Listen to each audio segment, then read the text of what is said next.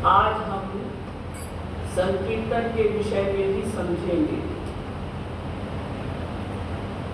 वेद से लेकर रामायण तक समस्त ग्रंथों में भगवान के नाम, रूप, लीला आदि का कीर्तन करने का महात्म्य बताया गया है।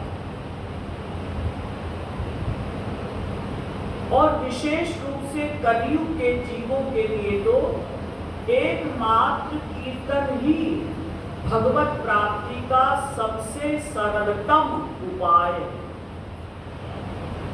हमारे सामने प्रश्न आता है कि संकीर्तन कहते किसको है, यानी संकीर्तन की परिभाषा क्या है।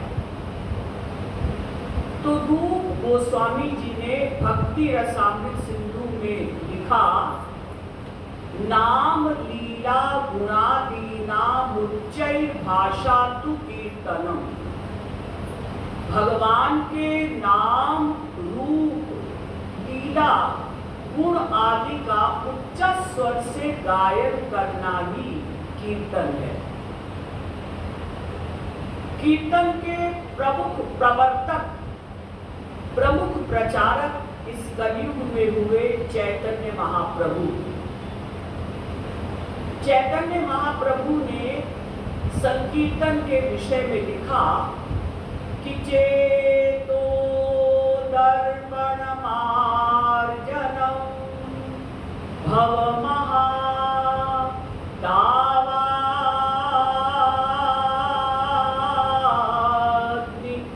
निर्वापणम श्रेयः कैरवचन्द्रिका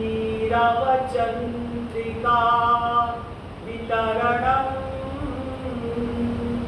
विद्यावधूजीवनम्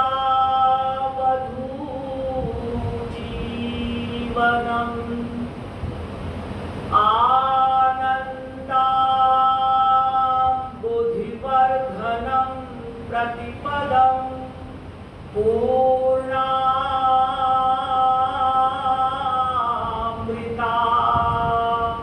स्वादनं सर्वात्मस्नपनं परं विजयते श्रीकृष्ण संकीर्तनम। चैतन्य महाप्रभु कहते हैं कि ऐ मनुष्यों, तुम जानते हो कि कीर्तन करने का लाभ क्या क्या है? नहीं जानते। तो उन्होंने कहा कि सुनो। पहला लाभ, चेतो दर्पण मार्जनम। ये संकीर्तन क्या करता है? हमारे चित्त रूपी दर्पण को धोता है। हमारा मन गंदा है ना, इस गंदे मन को शुद्ध करना है। गंदा माने राग द्वेष, दो ही दोष मेन है जिनको छोड़ना है। या तो हमारा कहीं राग है यानी प्यार है, अटैचमेंट है, और या कहीं द्वेष है, दुश्मनी है। तो इन दोनों कारणों से मन हमारा गंदा है। इस गंदे मन को हम कैसे शुद्ध करें? क्योंकि जब तक मन शुद्ध नहीं होगा, हमारा गुरु हमको स्वरूप शक्ति का यानी योग माया शक्ति, जो भगवान की प्राइवेट शक्ति है, जिसके मिलने पर भगवान के दर्शन होते हैं, तो वो योग माया शक्ति प्रदान नहीं कर सकता। जब मन शुद्ध हो जाएगा तभी हमारा गुरु स्वरूप शक्ति का यानी योग माया शक्ति का दान करता है हमारे अंतःकरण में, जिससे हम दिव्य भगवान का दर्शन कर सकते हैं। तो ये कीर्तन क्या करता है? हमारे चित्त रूपी दर्पण को, मन रूपी कांच को धोता है। भव महादावाग्नि निर्वापणम। दूसरा कार्य क्या करता है ये संकीर्तन? जो भव सागर में हम डूब रहे हैं, या यूं कहिए कि ये जो दावाग्नि है भव सागर वाली, इसमें हम जल रहे हैं। अग्नि भी कई प्रकार की होती है ना, एक अग्नि से भोजन बनता है और एक होती है जठराग्नि जो भोजन को पचाती है, एक होती है ये भवरोग वाली अग्नि। तो हम जो काम, क्रोध, लोभ, मोह, ईर्ष्या, द्वेष, मद, मात्सर्य, इन दोषों में जल रहे हैं, सत्वगुण, रजोगुण, तमोगुण, ये हमारे अंदर जो है हमको दुख देते हैं। जितने भी माया के विकार हैं, इसको अग्नि की उपमा दी गई, दावाग्नि है। तो ये दावाग्नि को बुझाता है कीर्तन, यानी कीर्तन करने से माया के समस्त विकार नष्ट हो जाते हैं। श्रेयः कैरव चंद्रिका वितरणम, और कल्याण रूपी चंद्रिकाओं को बिखेरता है। क्या मतलब? मतलब कीर्तन करने से कल्याण ही कल्याण होता है। विद्यावधू जीवनम, चौथा लाभ। हम कितने ही ग्रंथों को पढ़ लें, समस्त वेदों को, शास्त्रों को, उपनिषदों को, पुराणों को, गीता को, वेदांत को, कुछ भी हम पढ़ लें, हमारी वो विद्या अधूरी है।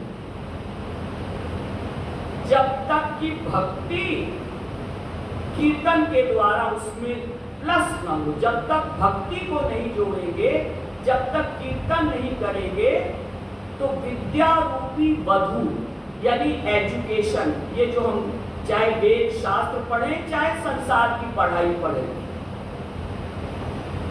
ये विद्या रूपी जो वधु है, स्त्री है, इसका जीवन है, प्राण है। क्या? कीर्तन। बिना कीर्तन के, बिना भगवान के नाम, रूप, लीला, गुण को गाए, हमारी एजुकेशन सब अधूरी। यानी बिना भक्ति के शाब्दिक ज्ञान बेकार है। तो विद्या रूपी वधु का, स्त्री का मानो ये जीवन है, पति है, प्राण है। और आनंदाम बुद्धिवर्धनम, प्रत्येक जीव क्या चाहता है? आनंद। वो चाहे चींटी हो, चाहे बृहस्पति हो, चाहे ब्रह्मा जी हो, 84 लाख प्रकार के जितने भी जीव हैं, वो क्या चाहते हैं? आनंद। हम लोग सवेरे से लेकर रात तक जो कुछ करते हैं, कर्म वो क्यों करते हैं? आनंद पाने के लिए। आनंद मिले, शांति मिले, सुख मिले, चैन मिले, पीस मिले। हम कुछ भी क्रिया करते हैं, चाहे विरोधी क्रिया करें, जैसे हम सवेरे सोकर उठते हैं, क्यों? आनंद के लिए। रात को सोते हैं, क्यों? आनंद के लिए। हम दुख में रोते हैं, क्यों? आनंद के लिए। तो क्या रोने से भी सुख मिलता है? हाँ, मिलता है। अगर रोने में सुख न होता तो किसी के घर में कुछ विपत्ति आ जाती है, किसी की मृत्यु हो जाती है, धन नष्ट हो गया, घर जल गया, कुछ भी हो गया, तो हम रोते क्यों हैं? एक तो पहले ही मुसीबत है कि घर का एक सदस्य चला गया संसार से, हम दुखी हैं। ऊपर से हम रोने की मुसीबत भी क्यों लेते हैं? क्योंकि रोने से मन हल्का होता है, मन को थोड़ा चैन मिलता है, थोड़ी बड़ी शांति मिलती है, आनंद मिलता है। और भगवान के प्रेम में रोने में तो बहुत ही सुख मिलता है। तो हम हंसते हैं क्यों? आनंद के लिए। रोते हैं क्यों? आनंद के लिए। भूख लगती है तो हमको सूखी रोटी भी अच्छी लगती है, भूख नहीं लगी तो कोई रसगुल्ला भी दे तो अच्छा नहीं लगता। हम कुछ भी खाते हैं क्यों? आनंद के लिए। हम कुछ भी क्रिया करते हैं तो आनंद के लिए। तो आनंद हम क्यों चाहते हैं? क्योंकि वो भगवान जिसके हम अंश हैं वो आनंद स्वरूप है।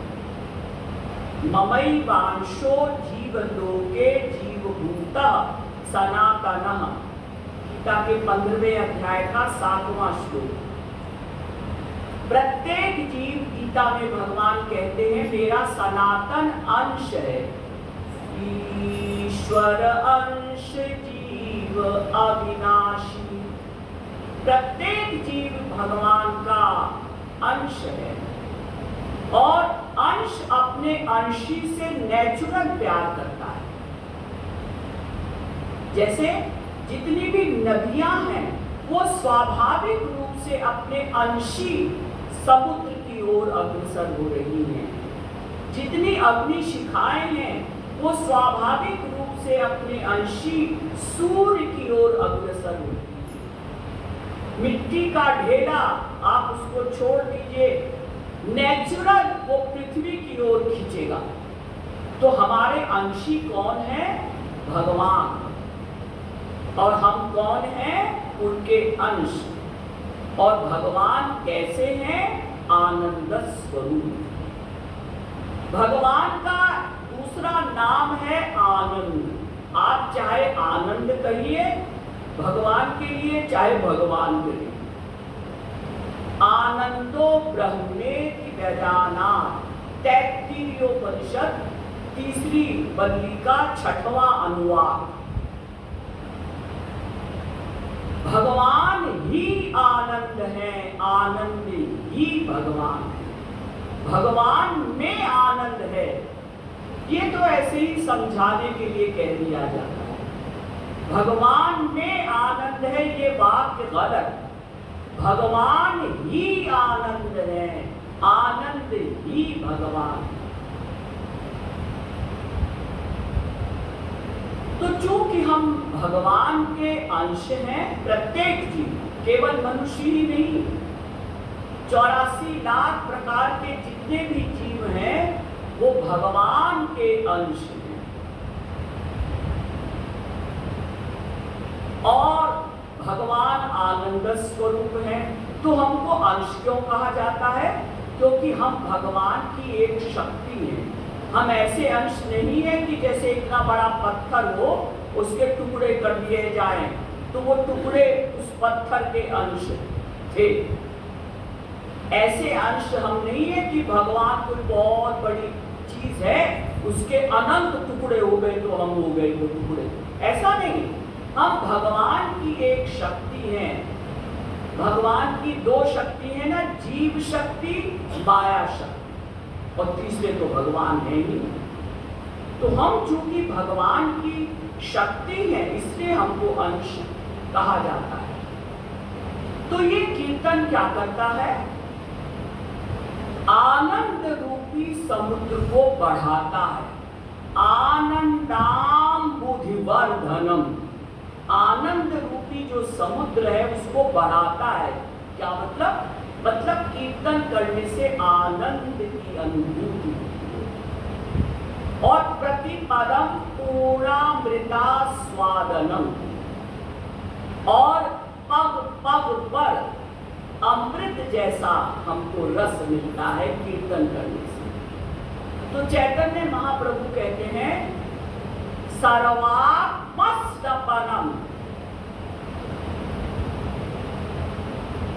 इस प्रकार से अगर हम सब कुछ मन से समर्पित करके श्री कृष्ण का कीर्तन करते हैं तो वो सबसे सरल उपाय है भगवत प्राप्ति का। इसीलिए भगवान शंकर भी पार्वती जी से कहते हैं कि उमा कहूँ मैं अनुभव अपना, सत हरि भजन जगत सब सपना। अब प्रभु कृपा करहु एहि भांति, सब तजी भजन करहु दिन राति। हे नाथ, ऐसी कृपा करिए कि मैं दिन रात केवल आपका स्मरण करूं, कीर्तन करूं।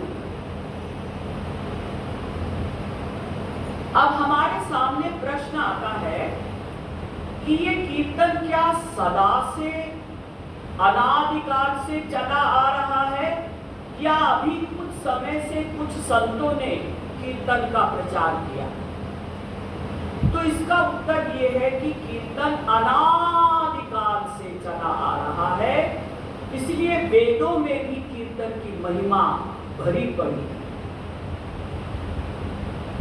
वेद में, ऋग्वेद में कहा गया, आस्य जानंतो नाम चित विभक्तन महस्ते विष्णु सुमति भजामहे।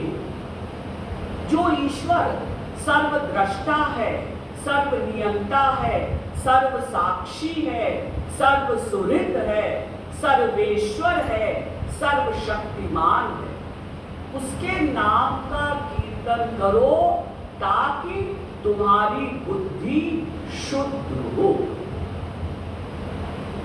पुनः ऋग्वेद में कहा गया, तमुस्तोतारः पूर्व्यं यथा वित् ऋतस्य गर्भं जनुषा पिबर्तन।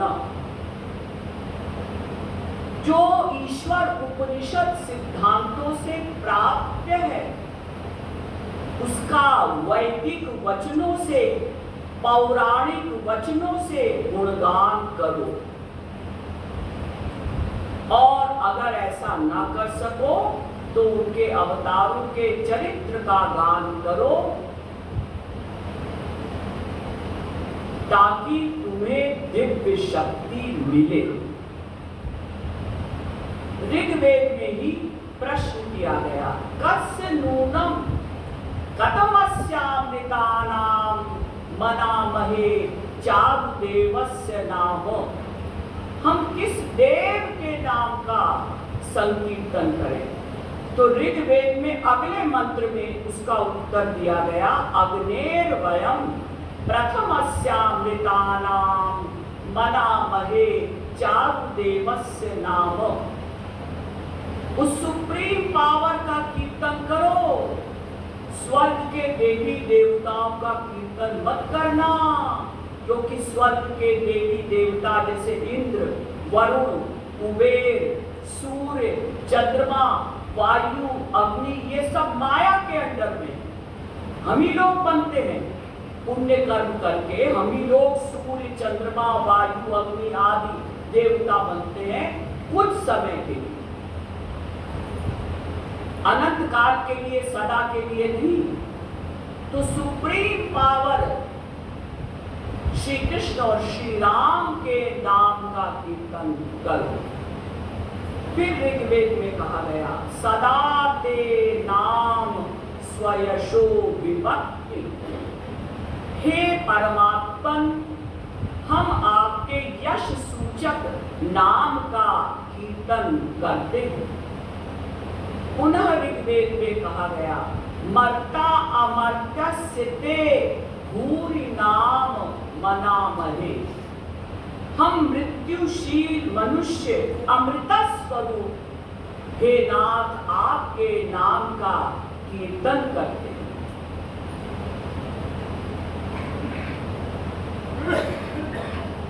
यजुर्वेद में भी कहा गया, उपासमयी गायता नरः।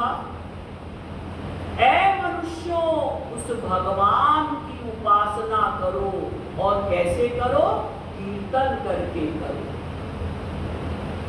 उपप्रयंतो अध्वरम मंत्रम वोचे माग्नये। यजुर्वेद।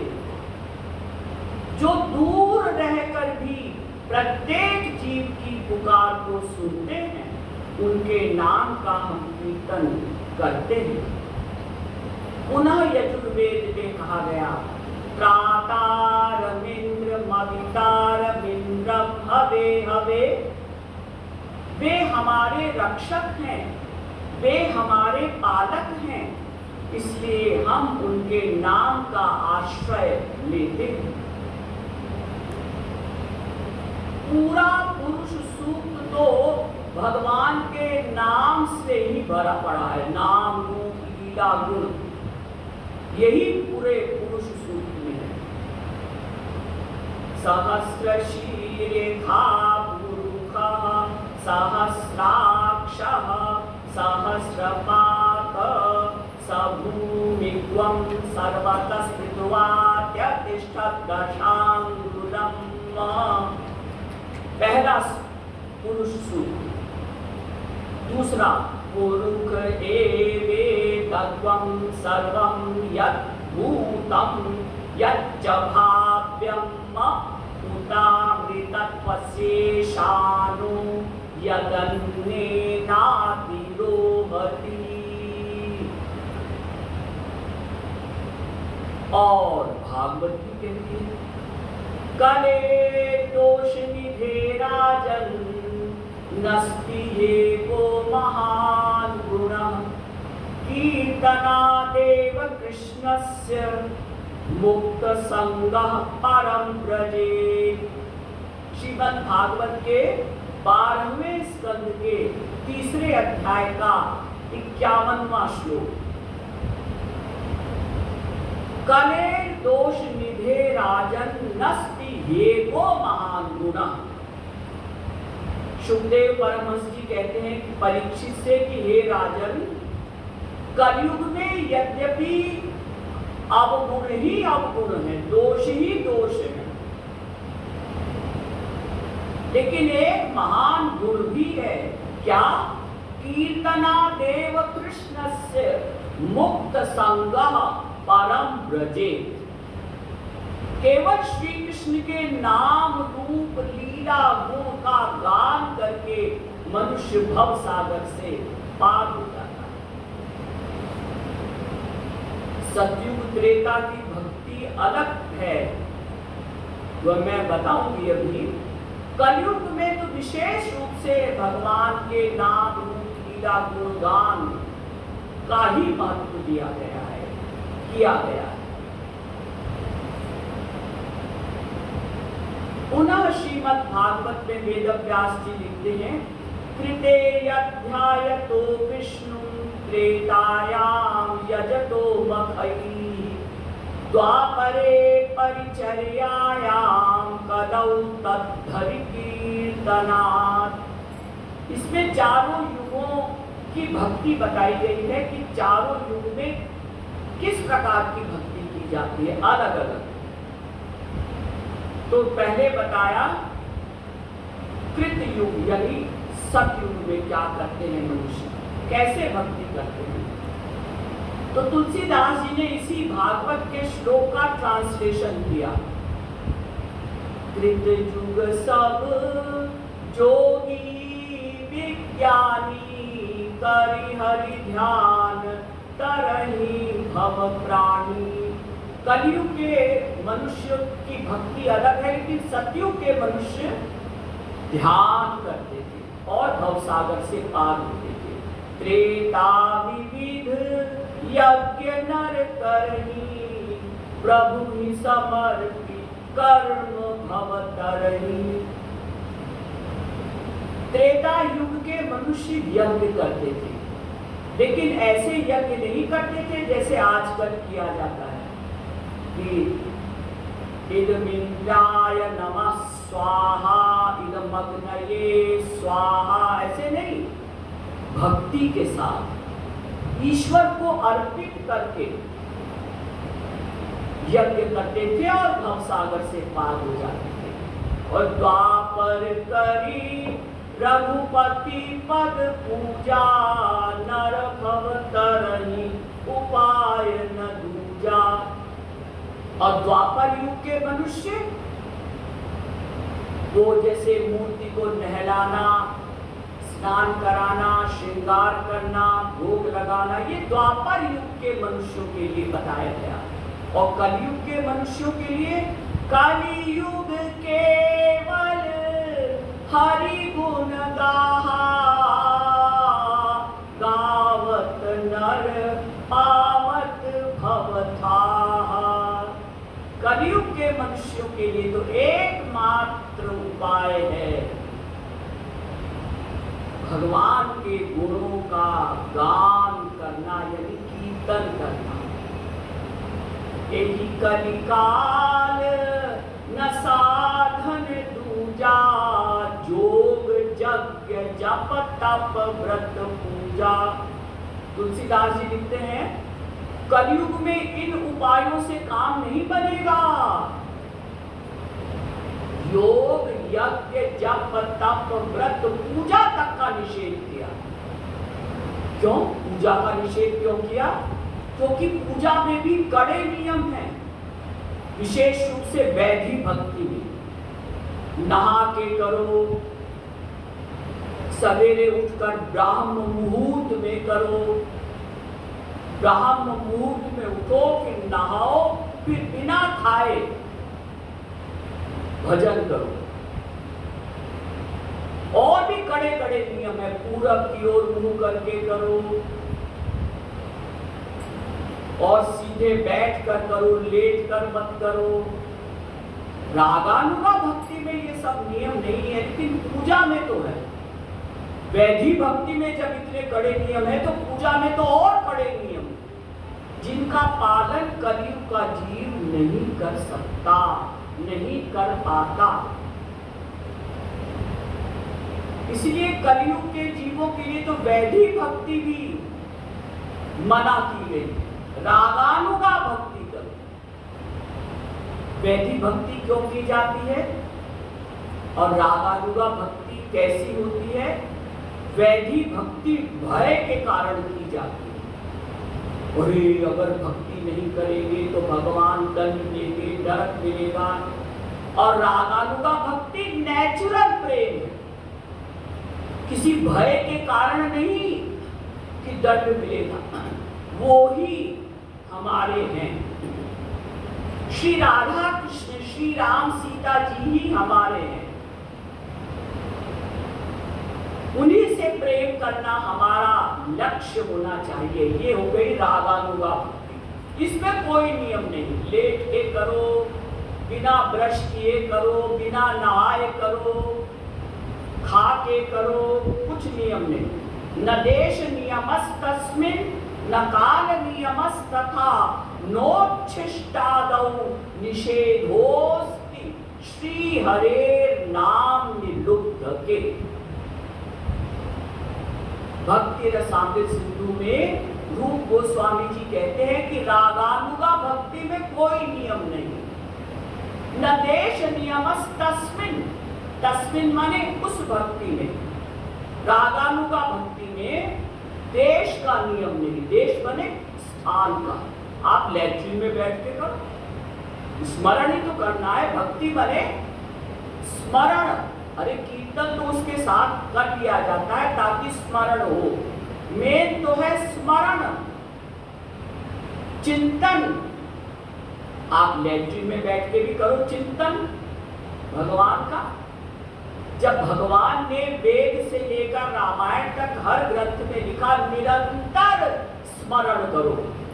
भगवान ने कहीं ये नहीं लिखा कि 2 घंटे पूजा में बैठो तब मेरा स्मरण करो, निरंतर करो। गीता में तो 50 श्लोकों में भगवान ने कहा निरंतर मेरा स्मरण करो। भक्ति का मतलब ही है कि उनकी याद आना, उनका स्मरण होना, उनका चिंतन होना। कीर्तन करो या ना करो, कीर्तन तो इसलिए किया जाता है ताकि उनका स्मरण हो। हमारा मन चंचल है ना, केवल ऐसे बैठेंगे ध्यान में तो यहाँ वहां भागेगा, बाहर की आवाजें सुनाई देंगी तो वहां मन चला जाएगा। इसलिए कहा जाता है कि कीर्तन भी करो, कीर्तन के साथ स्मरण करो। तो इस कलयुग में योग, यज्ञ, जप, तप, व्रत, पूजा से काम नहीं बनेगा तो फिर क्या करें? राम ही सुमीरिय। देखिए पहले स्मरण कहा, फिर क्या करें? तो पहले कहा स्मरण करो, सुमिरन करो उनका। राम ही सुमीरिय गाइय राम ही, और संतत सुनिय राम गुण ग्राम ही। भगवान का स्मरण करो, उनके नाम का कीर्तन करो और कीर्तन सुनो तो काम बनेगा। कली नहीं कर्म न भगति विवेक। देखिए और क्लियर हो गया और स्पष्ट कर दिया तुलसीदास जी ने। कलयुग में कर्म धर्म से और भक्ति से काम नहीं बनेगा। कली नहीं कर्म न भक्ति विवेकु, राम नाम अवलंबन एकु। तो भक्ति भी ना करें, हाँ वैधि भक्ति ना करो, रागानुगा भक्ति करो। तुलसीदास जी ने कहा कर्म धर्म भी मत करो, भक्ति भी नहीं करो कलयुग के जीव तुम लोग। तो वैधि भक्ति के लिए मना किया है, तो उसमें बहुत कड़े नियम है जो बेचारा कलयुग का मनुष्य नहीं कर सकता। कर्म कांड में तो और कड़े नियम, वैधि भक्ति में भी नियम है। कौन सवेरे 4 बजे उठे? बहुत से लोग तो रात को 12 बजे सोते हैं। व्यापारी लोग दुकान से 10 बजे आते हैं, फिर उनकी स्त्रियां उनको भोजन कराती हैं, 11 बज जाता है, फिर 12 बजे वो सोते हैं, तो 4 बजे कैसे उठेगी स्त्रियां? और उठ के नहाओ, तबीयत खराब है तो कैसे नहाए? तो क्या हम स्मरण नहीं करेंगे? अगर हमको फीवर हो गया है या भगवान न करे किसी का एक्सीडेंट हो गया है और वो बेचारा 1 महीने नहीं नहा सकता, डॉक्टर ने कहा है आप बिल्कुल हिलेंगे नहीं बिस्तर से, तो क्या हम 1 महीने भक्ति नहीं करेंगे? करेंगे। रागानुगा लेटे लेटे करो, बिना नहाए करो, खाके करो। अब बहुत से घरों में बेचारी स्त्रियां सवेरे उठती हैं, उनको नाश्ता करते करते जब पतिदेव चले जाते हैं ऑफिस, बच्चे स्कूल चले जाते हैं, और भी है सास ससुर देवर जेठ, उनका भी कुछ कुछ करना पड़ता है। अब बेचारी स्त्री को 10 बज गया, अब उसके बाद वो भूखे पेट पूजा में बैठेगी, भक्ति करने, चिंतन करने, तो उसको तो चक्कर आएगा। ये कलयुग का शरीर है, ये सतयुग त्रेता का शरीर नहीं है। अगर आप नहीं खाएंगे तो आपको चक्कर आएगा, भूख लगेगी, तो मन कैसे लगेगा भगवान में? भूखे भजन न होई गोपाला, यह लो अपनी कंठी माला।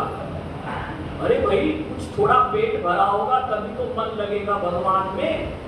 इसलिए जो तुलसीदास जी ने लिखा कि भक्ति भी मत करो, मतलब वैधि भक्ति मत करो, रागानुगा नेचुरल प्यार करो, वो ही हमारे हैं। हम आत्मा हैं, आत्मा का सारा रिश्ता परमात्मा से है, हम शरीर नहीं है।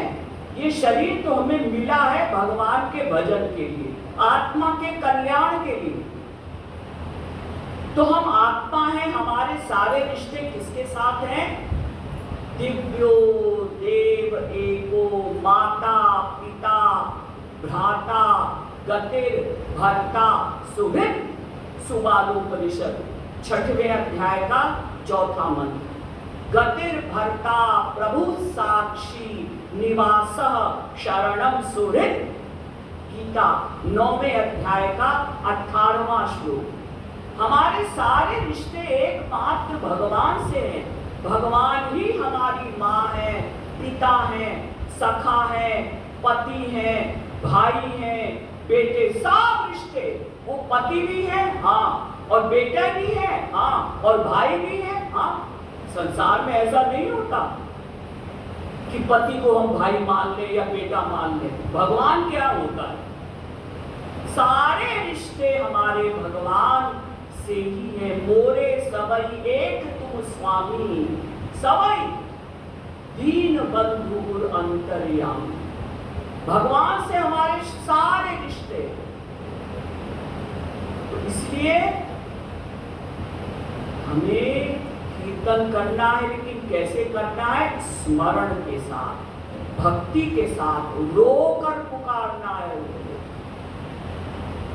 आप कहेंगे दीदी कीर्तन की इतनी महिमा है और हम तो कीर्तन करते हैं, तो हमारा कल्याण क्यों नहीं होता?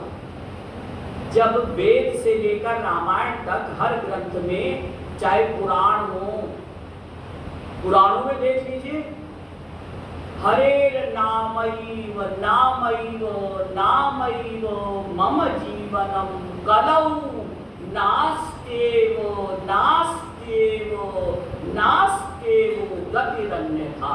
नारद पुराण। वेद व्यास जी ने लिखा, हरेर नामैव नामैव नामैव मम जीवनम, मेरा तो जीवन ही है हरि श्री कृष्ण का नाम लेना। और कलौ नास्त्येव नास्त्येव नास्त्येव गतिरन्यथा। और कलयुग में और कोई गति है कि नहीं? एक ही गति है कि वो उनका नाम रूप लीला गुण का गान करे। गोकोटि दानं ग्रहणेषु काशी प्रयाग गंगायुत कल्पवासः यज्ञायितं मेरु सुवर्णदानं गोविंद नाम्ना न कदापि तुल्यम। हमारे शास्त्र कहते हैं गोकोटि दानम, करोड़ों गायों का दान करो अगर कोई करे तो, और वो गाय कैसी हो? स्वस्थ हो, ब्याई हुई हो, और उनके जो सींग हैं वो सोने से मढ़े हुए हो, और उनके जो चरण हैं खुर वो चांदी से मढ़े हुए हो। ऐसी करोड़ों गायों का अगर कोई दान करे, उसका जो फल हो वो तराजू के एक पलड़े पे रखो। और काशी प्रयाग गंगा युद्ध कल्पवासा, कोई काशी में रहे पूरे जीवन, काशी में रहना बड़ा सौभाग्य माना जाता है ना, और प्रयाग में कोई कल्पवास करे, उसका फल भी उसी पलड़े पे रखो। तराजू का जिस पलड़े पे हमने करोड़ों गायों के दान का फल रखा, उसी में काशी में रहने का फल, और उसी में प्रयाग में कल्पवास करने का फल भी उसी पलड़े पर रखो। यज्ञायितम, 18 प्रकार के यज्ञ होते हैं, उसका जो फल हो वो भी उसी पलड़े पर रखो। मेरु सुवर्ण दानम, और सुमेरु पर्वत के समान सोने का कोई दान करे, उसका जो फल हो वो भी उसी पलड़े पे रखो। लेकिन गोविंद नामना न कदापि तुल्य, और गोविंद के नाम का फल दूसरे पलड़े पर रखो। तो वो पलड़ा जिसमें गोविंद नाम का फल रखा गया वो नीचे आ जाएगा, बाकी वो जो पलड़ा जिसमें इतना सारा शुभ कर्म किया था वो पलड़ा ऊपर। यानी उसका महत्व नहीं इतना जितना महत्व है प्रेम करने का। श्री कृष्ण से प्रेम करो, खाली कीर्तन भी नहीं, मन से कीर्तन करो। यहां तक कि आदि जगत गुरु शंकराचार्य जी तक ने कहा, जिन्होंने अपने भाष्यों में लिखा, अहम ब्रह्मास्मि अहम ब्रह्मास्मि तत्त्वमसि तत्त्वमसि अयमात्मा ब्रह्म प्रज्ञानम ब्रह्म, मैं ही ब्रह्म हूं। उन्होंने भी लिख दिया कि सकृदपि यस्य मुरारी समर्चा क्रियते तस्य यमेन न चर्चा। भज गोविंदम भज गोविंदम गोविंदम भज मूढ़मते। ऐ मूर्ख मनुष्यों, दुखी होकर संतों को ऐसे भी बोलना पड़ता है कभी कभी, ऐ मूढ़मती, मनुष्यों सकृदपि यस्य मुरारी समर्चा, अगर किसी के घर में कभी कभी भी मुरारी की, श्री कृष्ण की चर्चा होती है, कीर्तन होता है, तो अगर कोई क्रियते ऐसा करता है, तस्य यमेन न चर्चा, तो उसके घर में यम घबराता है, यम की चर्चा नहीं होती। जिसके यहाँ श्री कृष्ण की चर्चा होती है, वहां यमराज प्रवेश नहीं कर सकता डिस्टर्ब करने के लिए। अरे मृत्यु तो सबकी आनी है, लेकिन उसकी मृत्यु नहीं होती, फिर वो तो अमरत्व तो प्राप्त कर लेता है ना। जो श्री कृष्ण से, श्री राम से सच्चा प्यार करता है, वो तो फिर उसको तो भगवत प्राप्ति हो जाती है, वो तो माया से परे हो जाता है। तो यमराज कहाँ आएगा लेने? और अगर आएंगे यमराज, तो यमराज आएंगे, संतों को लेने के लिए भी यमराज आते हैं, भगवान को लेने भी आते हैं, और हम लोगों को यम के दूत आते हैं लेने। हमें यमराज स्वयं नहीं आते लेने, हमारे तो आत्मा को खींचा जाता है, हम तो जाना नहीं चाहते, कोई मरना नहीं चाहता। और बड़े बड़े संत, जो संत हैं, वास्तविक महापुरुष हैं, उनके पास भी यमराज आता है। जब समय पूरा हो जाता है, संत का हाथ जोड़कर कहता है, महाराज आपका समय पूरा हो चुका है, आप यदि चलना चाहें, भगवान के लोक में चलें, और यदि यही रहकर अभी जीवों का कल्याण करना चाहें, करें, आपकी इच्छा है।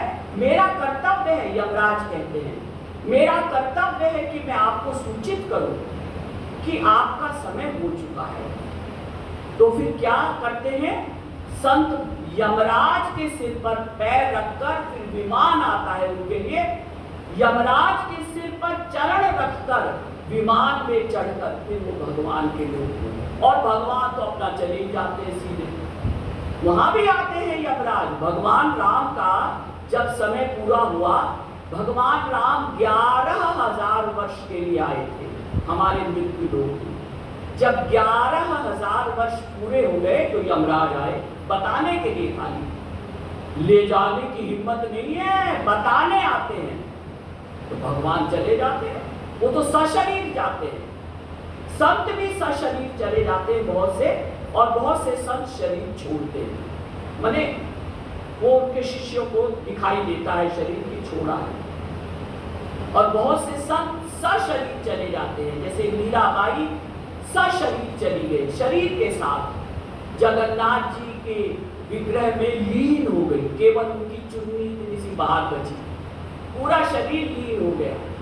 चैतन्य महाप्रभु जगन्नाथ जी में लीन हो गए, मूर्ति में, विग्रह में, सशरीर चले गए। और कबीरदास जी कैसे गए? कबीरदास जी का जन्म जो था वो ब्राह्मण कुल में हुआ था। ये मैं विषय से हटकर बता रही हूं, लेकिन जिस लड़की से उनका जन्म हुआ वो अनब्याही थी, तो उस लड़की ने उनको छोड़ दिया कि मैं बदनाम हो जाऊंगी। तो वहां से एक जुलाहा, और उसकी पत्नी, वो मुसलमान थे, वो निकले। उन्होंने देखा एक छोटा सा बच्चा रो रहा है, उन्होंने उसको उठाया और उसका पालन पोषण किया, वो कबीरदास जी बने। तो कबीरदास जी ने हिंदुओं के लिए भी लिखा, कैसे करना चाहिए, क्या करना चाहिए, क्या गलत है, मुसलमानों के लिए भी लिखा। तो हिंदू और मुसलमान दोनों ही उनके शिष्य थे, भक्त थे। तो जब कबीरदास जी ने शरीर छोड़ा, तो हिंदू और मुसलमानों में झगड़ा हुआ कि इनका शरीर का संस्कार, उस हिंदुओं ने कहा हम दाह संस्कार करेंगे, मुसलमानों ने कहा नहीं, हम इनको जमीन में गाड़ेंगे, जैसे मुस्लिम धर्म में होता है। तो जब कपड़ा हटाया गया, हिंदू मुस्लिम लड़ रहे थे कि देख, तो देखा वहां शरीर खाली फूल थे, फूल शरीर की जगह। आधे फूल हिंदुओं ने ले लिए, आधे फूल मुसलमानों ने ले लिए। तो संत भी जाते हैं, लेकिन वो अपनी इच्छा से जाते हैं और हमको ले जाया जाता है। हम जाना नहीं चाहते, हम मरना नहीं चाहते। तो कहने का अर्थ ये है कि जिसके घर में श्री कृष्ण की चर्चा होती है, सकृदपि, कभी कभी भी, निरंतर भी नहीं, कभी कभी भी जिसके घर में श्री कृष्ण की चर्चा होती है, शंकराचार्य जी कह रहे हैं सकृदपि यस्य मुरारी समच्चा क्रियते तस्य यमेन न चर्चा। वहां यमराज चर्चा नहीं कर सकता, यमराज वहां प्रवेश नहीं कर सकता, और करेगा तो हाथ जोड़कर करेगा, वो भी प्रार्थना करेगा। आप चलना चाहे तो चलें, आपकी इच्छा है। इतना महत्व है कीर्तन का, वो लेकिन भक्ति के साथ। तो आप कहेंगे कि इतना महत्व है कीर्तन का, तो हमारा कल्याण क्यों नहीं हुआ? हम भी तो कीर्तन कर रहे हैं। अरे हर जन्म में हमने कीर्तन किया, इस जन्म में भी हम हर संडे कीर्तन करते हैं, घर में भी करते हैं और हर संडे किसी मंदिर में भी करते हैं। हमारा कल्याण क्यों नहीं हुआ? तो इसका उत्तर दिया चैतन्य महाप्रभु ने। नाम नामकारी बहुधा निज सर्वशक्ति तत्रार्पिता नियमितः स्मरणेन कालः एतादृशी तव कृपा भगवन् ममापि दुर्दैव मीदृशमिहा जनिनानुरागः। चैतन्य महाप्रभु कहते हैं कि हे श्री कृष्ण, आप कितने दयालु हैं। नामना मकारी निज सर्वशक्ति, आप अपने नाम में सारी शक्तियों के साथ बैठे हैं। तत्रार्पिता, बैठे हैं सारी शक्तियों को लेकर अपने नाम में, फिर भी हमारा नाम से उतना लाभ नहीं हो रहा है जितना होना चाहिए। तो क्यों नहीं हो रहा है? जनिनानुराग, क्योंकि तुम्हारा नाम में अनुराग नहीं। ऐसे ही बस हरे राम राम राम हरे हरे, हरे कृष्ण ऐसे करते हैं। कितने लोग ऐसे हैं जो रो रो कर कीर्तन करते हो, रूप ध्यान करते हो, श्री राधा कृष्ण का, श्री सीताराम जी का, शंकर जी का, जिसका भी आप कीर्तन करते हैं। कितने लोग हैं जो आंख बंद करके उनका ध्यान करके और रो कर पुकारते हैं कि आप हमें कब मिलोगे। खाली कीर्तन से भी काम नहीं बनेगा, उपासमयी गायता नरः, ये तो कहा ही गया। उपासना के साथ नाम लो, तज्जपस् तदर्थ भावनम, योग दर्शन में लिखा है। जिसका जप करो यानी जिसका नाम लो, उसकी भावना भी रखो। खाली मुंह से नाम मत लो, भावना के साथ नाम लो। नामोपास्व, छांदोग्योपनिषद में एक मंत्र है, छोटा सा मंत्र, नामोपास्व, यानी सा दो बार है, आधा आधा। नामोपास्व, नाम की उपासना करो। इसका भाष्य क्या? आदि जगत शंकराचार्य जी ने यथा प्रतिमा विष्णु बुद्ध्या उपासते तद्वत्, नाम की उपासना करो, उसका अर्थ क्या है? तो शंकराचार्य जी कहते हैं जैसे प्रतिमा में, मूर्ति में, चित्र में आप भगवान की भावना करते हैं। ये किनका चित्र है? श्री राधा कृष्ण का। ये किनका है? जगत गुरुतम स्वामी श्री कृपालु जी महाराज का। तो जैसे किसी मूर्ति में, विग्रह में या चित्र में आप भगवान की भावना करते हैं, तब आपको उस चित्र से भगवान का लाभ मिलता है। यथा प्रतिमाम विष्णु बुद्धिया उपासते, विष्णु भगवान की बुद्धि रखकर जब आप उपासना करते हैं, तद्वत् वैसे ही जब आप कीर्तन करो तो नाम में नामी बैठा है। नामी माने जिसका हम नाम ले रहे हैं, भगवान। नामी माने भगवान।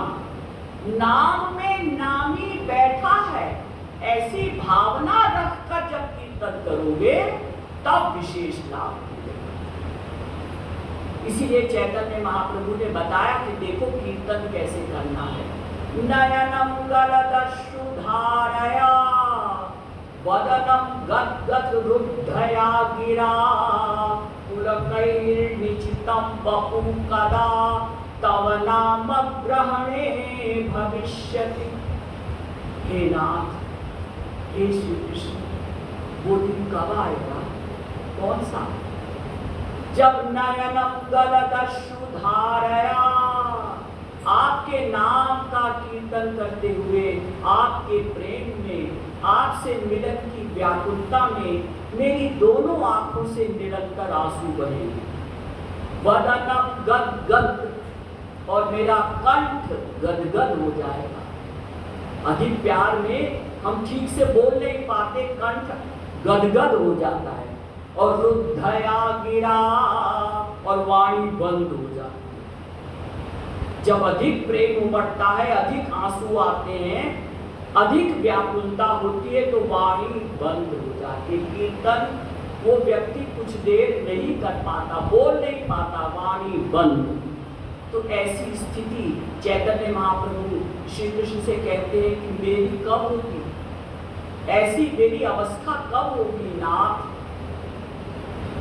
फिर चैतन्य महाप्रभु श्री कृष्ण से प्रार्थना करते हुए कहते हैं, युगायितं निमेषेण चक्षुषा प्रावृषायितं शून्यायितं जगत् सर्वं गोविंद विरहेण मे। हे गोविंद, आपके विरह में मेरी अवस्था ऐसी कब होगी, कैसी? युगायितं निमेषेण, एक क्षण आपसे मिले बिना मेरा युगों के समान बीतेगा।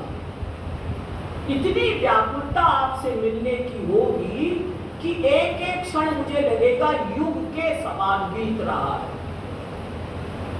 और चक्षुषा प्रावृषायितम, मेरी आंखों से निरंतर आंसू बहेंगे। और शून्यायितम जगत सर्वम, सारा जगत मुझे सूना सूना दिखाई देगा। हे नाथ, मेरी ऐसी अच्छी स्थिति कब? स्वयं भगवान राम ने कहा, मम गुण गावत पुलक शरीरा गद गद गिरा नयन बहनीरा। तुलसीदास जी कहते हैं, हिय फाटहु फूटहु नयन जरहु सो तन के ही काम द्रवहि श्रवहि द्रवहि श्रवहि कुल कहीं नहीं तुलसी सुमिरत राम। श्री राम का स्मरण करते हुए यदि हृदय द्रवीभूत नहीं होता, आंखों से आंसू नहीं आते, शरीर अगर रोमांचित नहीं होता, तो सब निरर्थक है। तो हमें कीर्तन कैसे करना है? नाम में नामी की भावना करना है। जैसे कबीरदास जी ने कहा कि सुमिरन की सुधियों करो, सुमिरन की सुधियों करो, ज्यों सुरभि सुत माही। कह कबीर चारों चरत बिसरत कबहू नाही। जैसे एक गाय जब सवेरे चारा चरने के लिए जाती है तो क्यों जाती है? खाली मेरा पेट भरेगा ऐसा सोच के नहीं जाती। मैं चारा चरूंगी तो दूध बनेगा, तो मेरा बछड़ा पिएगा, ऐसा सोचकर वो सवेरे सवेरे चारा चरने जाती है। और जब लौटती है शाम को तो रभाती है, बछड़े से, अपने बच्चे से मिलने के लिए व्याकुल होती है तो रभाती है। आवाज करती है, मैं कब पहुंचूं, गो गो से आवाज। तो बछड़ा भी जब माँ का रभाना सुनता है तो बछड़ा भी रभाता है कि माँ जल्दी आओ। ऐसे ही मनुष्यों, तुम लोग संसार के जो भी कार्य करते हो सवेरे से लेकर रात तक, तो ईश्वर को अर्पित करके करो। चाहे ऑफिस जाते हो, चाहे दुकान जाते हो, चाहे नहाते हो, चाहे खाना बनाती हैं स्त्रियां, कपड़े धोती हैं, जो भी काम आप कर रहे हो ईश्वर को अर्पित करके करो। पत्रम पुष्पम फलम तोयम यो मे भक्त्या प्रयच्छति यत् करोषि यदश्नासि यज्जुहोसि ददासि यत् तपस्यसि कौन्तेय तत्पुरुषो मदर्पण। गीता के 9वें अध्याय का 26वां और 27वां श्लोक। भगवान कहते हैं जो करो, यत् करोषि, जो कर्म करते हो सुबह से रात तक, यदश्नासि, जो कुछ खाते हो, यज्जुहोसि ददासि, जो कुछ करते हो, यत् तपस्यसि, तपस्या भी करते हो, तो मुझे अर्पित करके करो। मुझे छोड़कर तुम कुछ भी करोगे जीरो में गुणा हो। चाहे यज्ञ करो, चाहे तपस्या करो, चाहे व्रत रखो, चाहे तीर्थ करो, अगर मुझे अर्पित नहीं किया, मेरी भक्ति के साथ युक्त होकर नहीं किया, सब ऐसे ही है, नथिंग से समथिंग अच्छा है, उपासना नहीं मानी जाती। तो जैसे वो गाय इसलिए जाती है सवेरे कि दूध बनेगा, मेरा बछड़ा पिएगा, जब लौटती है तो व्याकुल होती है बछड़े से मिलने के लिए, ऐसे ही मनुष्यों तुम संसार का जो भी कर्म करो कर्तव्य समझकर करो, ड्यूटी समझकर करो, उसमें आसक्ति अटैचमेंट न रखो। और जब भी तुम्हें समय मिले एकांत में बैठकर रो कर उनको पुकारो, दिन भर भी उनका स्मरण करो और एकांत में 2, 3, 4 घंटा जो भी समय मिलता है रो कर पुकारो। ऐसे जब कीर्तन करोगे तब तुमको विशेष लाभ होगा, तुम्हारा मन शुद्ध होगा, फिर तुम्हारा गुरु स्वरूप शक्ति जो भगवान की मेन पावर है, योग माया शक्ति जिससे माया भाग जाती है, वो पावर देगा, फिर तुमको दिव्य कृपा मिलेगी और सदा सदा के लिए तुम कृत्य हो जाओगे, माला माल हो जाओगे, स्पिरिचुअल प्रेम के धनी बन जाओगे। इन्हीं शब्दों के साथ बोलिए श्रीमद् सद्गुरु सरकार की जय, लाडली लाल की जय। देखिए मेरा स्वास्थ्य ठीक नहीं है, पेट की गड़बड़ पता नहीं कितने दिनों से है, जबकि मैं संयम से भोजन करती हूँ, दवाई भी ले रही हूँ, तो इसीलिए मैं सोचती हूँ कि